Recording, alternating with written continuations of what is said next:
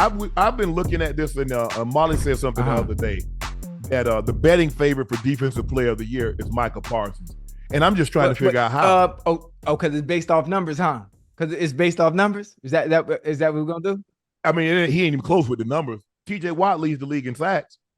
He has more sacks, more forced fumbles, more fumble recoveries, more interceptions, more touchdowns, more tackle for losses. Well, Micah got what Micah? Let me see. He got 12 and a half. He got a forced fumble, 14 tackles for loss. Yes. Well, shit, Myles Garrett and goddamn Micah, goddamn right there neck and neck. So running away with it is T.J. Watt based on what he's done so far. T.J. Watt leads the league with 17. Myles Garrett is 7th with 13. He and Micah are tied for tackle for losses with 14. T.J. Watt has 16. T.J. Watt has more forced fumbles. He has more fumble recoveries. He has more interceptions. He has more touchdowns. Listen, all three of them are very impactful on their defenses too. But we got to get a award. We can't get award to 3 players. We got to give it to somebody. Who you like? Who would you like? If you had to give the award to somebody, who you giving it to? Are you giving it to right now? T.J. Watt. T.J. Watt. Yes. Despite the team's lack of success. No, hey, I'm just asking. Despite the team's lack of success, the fact that he's Ocho Kennedy won Defensive Player of the Year on a 2-14 team. Oh no! I'm not saying anything. I'm not saying anything. I'm just trying to make sure I touch on all angles before you give it away. But hold on. But the Steelers have an opportunity to get into the playoffs. They still got a chance. You're right. To be a wild card. You're right. They're not done yet. You know what I think about when I think about it? I like what Micah doing. Micah has done this far, through the season. Micah, I'm sorry. I like what Myles Garrett has also done. They are forced to be reckoned with on their teams, and they can change the direction of a game at any point.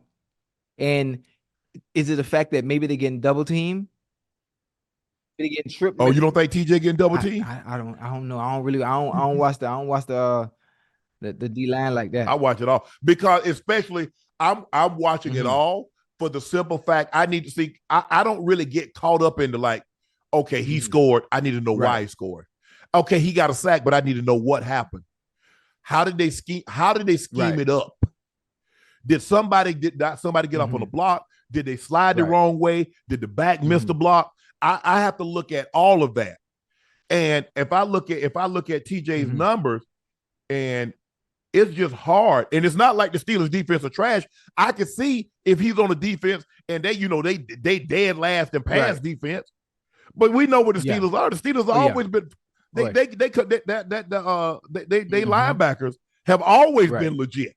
You go back to the 70s with Ham, Lambert, Andy Russell. You come to Kevin Green and Greg Lloyd, yes.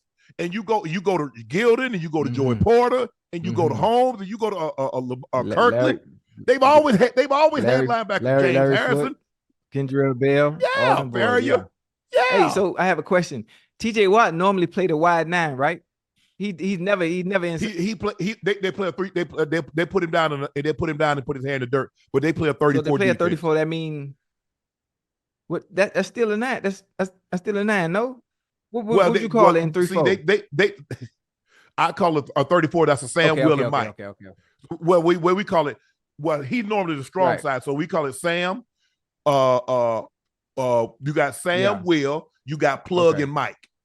That's the way we label it. Now, if you play a 43 defense, we call it Sam, Will, and Mike. But we call it when you got a 34 defense, Sam, Will, Plug, Mike. So they played the Steelers for the last 30 years. Now, in the 70s, they were called the Steel Curtain. They played a 43 defense with Ernie Holmes, L.C. Greenwood, Joe Green, and those guys. That's why I'm asking. I'm looking at the sacks, right? And I'm trying to see what do they do with T.J. Watt differently that they don't do with Micah and Myles Garrett. Well, see, they're like Myles is an end. And normally they play a 43, so he's on the he plays the open side. So they're always trying to put him away from tight end. They move want around a little bit too. They'll swap him around, and you see sometimes he's going in between his legs. He's over the guard. What they're trying to do, and they'll do this with all of them. Who's the weak link? Now I'm gonna turn the door handles on all these doors. Now one of them got to open. And the one that opens the easiest, I'll be back to come in there again. So, but they will drop TJ in the coverage because as the wheel and as the Sam backer, sometimes you got hooked to flat. You got the curl. So you're not always rushing. And even and Michael occasionally, but more times than not, when you got a guy with his hand in the dirt, you're rushing him more times than not. Occasionally you run a zone, you get exotic, you run a zone blitz, and you don't fake like it, and he'll drop out. But for the most part, Myles Garrett and Micah do a little bit, not much, because you wasting TJ Watt if you drop him in coverage. He'll hellraiser. So I want him kicking in the door. Like he did his sack celebration. I want him kicking in the door. When you think about it, listen, we didn't even talk about Khalil Mack. Khalil Mack too. Yeah. Who should be in the conversation? Bosa, 49ers, for the 49ers, Bosa. Yeah. He's not Nick. Joey plays for the Chargers. Nick plays for the 49ers. They all look the same, man. They all look the same.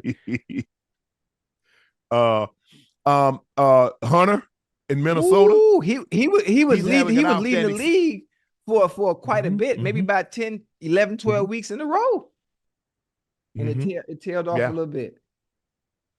Trying to think who else. I mean, has an outside chance to get 20.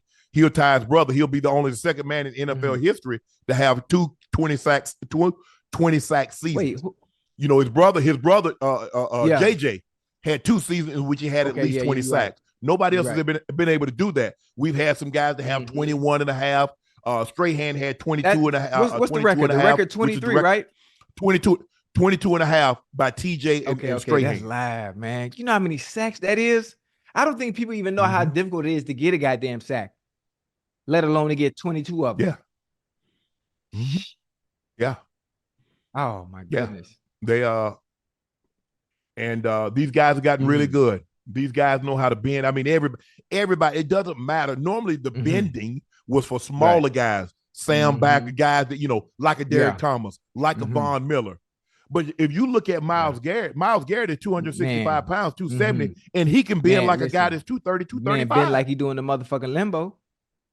Yeah, he's nice with it. TJ, look at TJ. Now, Michael is not he doesn't bend as much. Michael is a more swim or rip. And you know what other people don't get to see?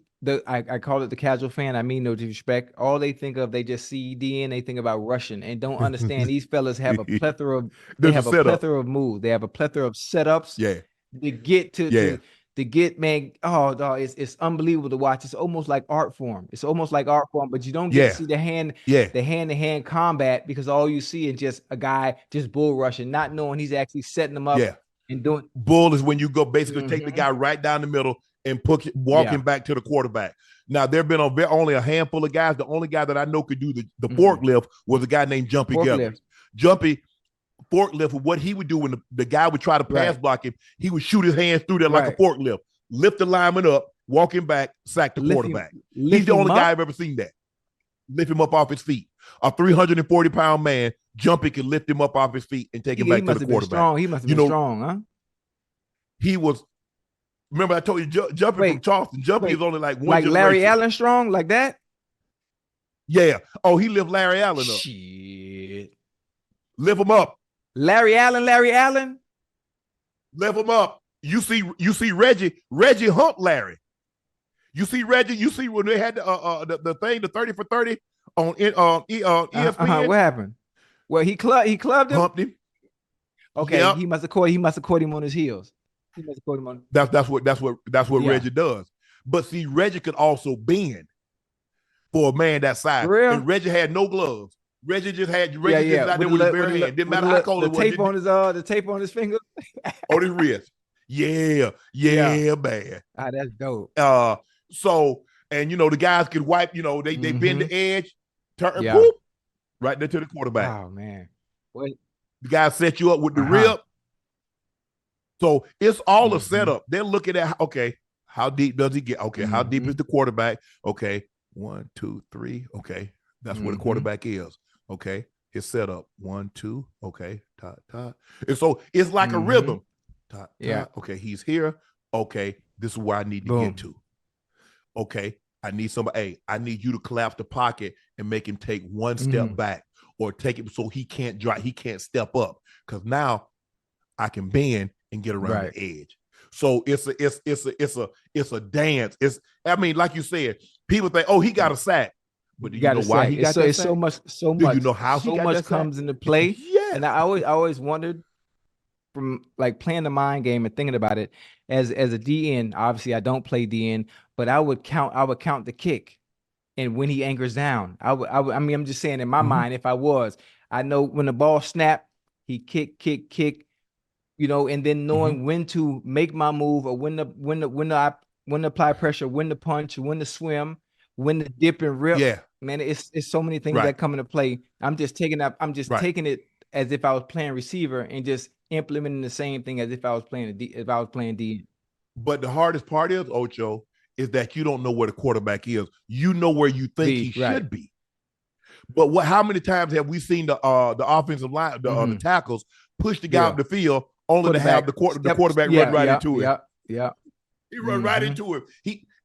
Normally that happens with mobile quarterback, because they think they're running away from something on the front side, and they run themselves into trouble on the backside. If you look at the most mobile quarterbacks, from Randall Cunningham to Lamar Jackson to Cam Newton to Mike Vick to all those guys, those are your most sack guys. Now, obviously, Tom ended up breaking that record because Tom played so long. You expect the guy to play 23 years to end up being the most sack quarterback in the NFL history. But when you look at a lot of the mobile quarterbacks that didn't play nearly as long, they're way up there in sacks, because while they could get themselves out of harm's way, sometimes they thought they were getting themselves out of harm's way on the front of the backside, only to run themselves into trouble in the front of the backside. So, but it's going to be close, because I don't think anybody, it's not like TJ, when he had 22 and a half sacks, it was easy. Or when you had Aaron Donald have 20 sacks, it's easy. At D tackle, do you know how difficult that is? A D tackle having 20 sacks. Think about that. 90% of the time, Aaron Donald was double teamed. Hey, my bad, 87% of the time. What's the difference? 20 sacks as a D tackle. That's insane and unheard of. Yeah.